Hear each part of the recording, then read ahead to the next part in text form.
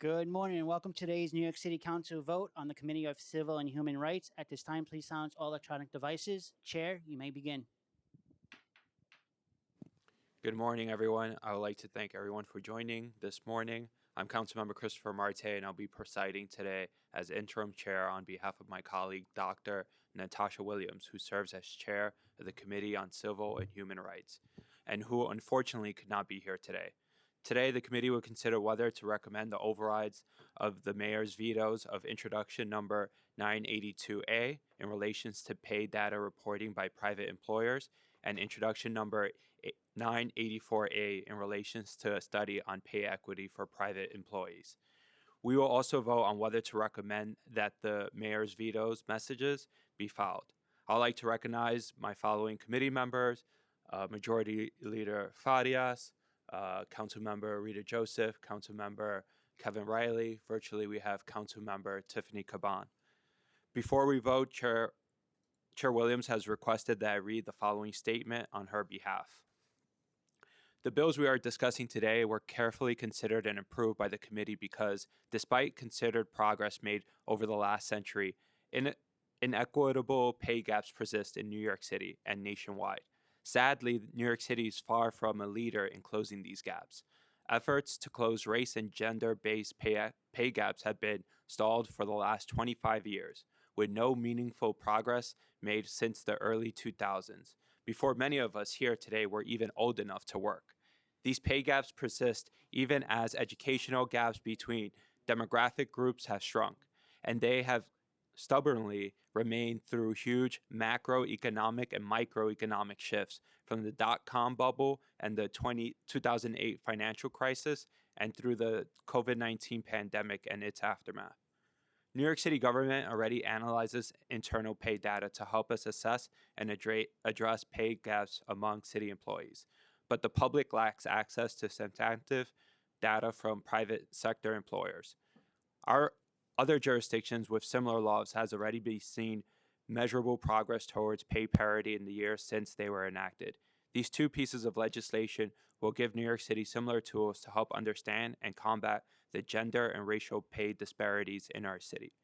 Councilmember Caban's introduction, 982A, would require city employers with more than 200 employees to submit an annual data report, including demographic and salary information, and it would task the city agency designated by the mayor to conduct a pay equity study based on this information.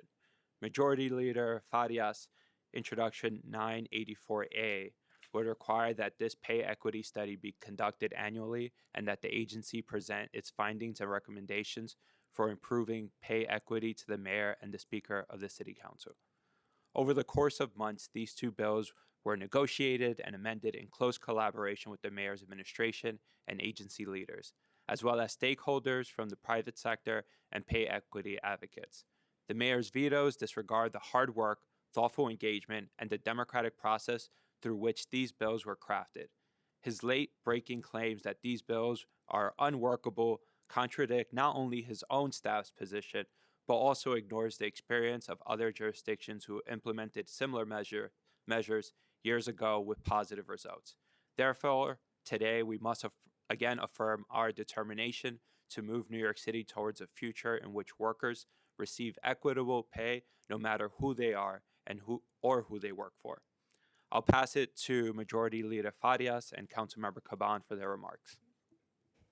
Thank you, Chair Marte, and thank you to the members of the Committee on Civil and Human Rights. I appreciate the opportunity to speak again on Intro 984. As the committee is aware, I previously testified on this legislation in October when the council first considered the Caban-Farias pay equity package. At the time, the council expressed strong and consistent support for establishing a reliable, transparent process to evaluate wage disparities in the private sector. The bill passed with a supermajority. Intro 984 remains exactly what it was when we first advanced it, a practical, data-driven mechanism for assessing how compensation differs across gender and racial lines. By requiring the city to conduct an annual pay equity study using standardized data submitted under Intro 982, this legislation provides the public with a consistent, accurate source of information about wage inequities that have long been acknowledged but not regularly measured. Since the council's initial vote, the only new development has been the mayor's veto. It did not introduce new evidence or policy concerns related to the bill's substance. It simply stands in contrast to the council's judgment that pay transparency is necessary if we are serious about identifying and addressing discrimination in compensation. Wage inequities continue to fall most heavily on women, particularly women of color, and without dependable public data, these disparities remain difficult to address. Today's decision is therefore about ensuring that the Council's previously stated commitment to transparency, fairness, and accountability remains intact. I'm confident in the work this committee has done and continues to do, and I appreciate the opportunity to present this legislation again as the Council considers next steps in the override process. And I urge my colleagues to vote yes on the override. Thank you so much. Councilmember Caban. Thank you. Thank you, Acting Chair. I just want to add on to the statement that my colleague, the Majority Leader, has made. Eric Adams' veto of the Caban-Farias pay equity package is a betrayal of the working class, and especially of Black and Brown women who suffer the most from pay equity. It deserves to be said over and over again. I'm proud to vote today to override his bid to impress the billionaires he soon needs a job from.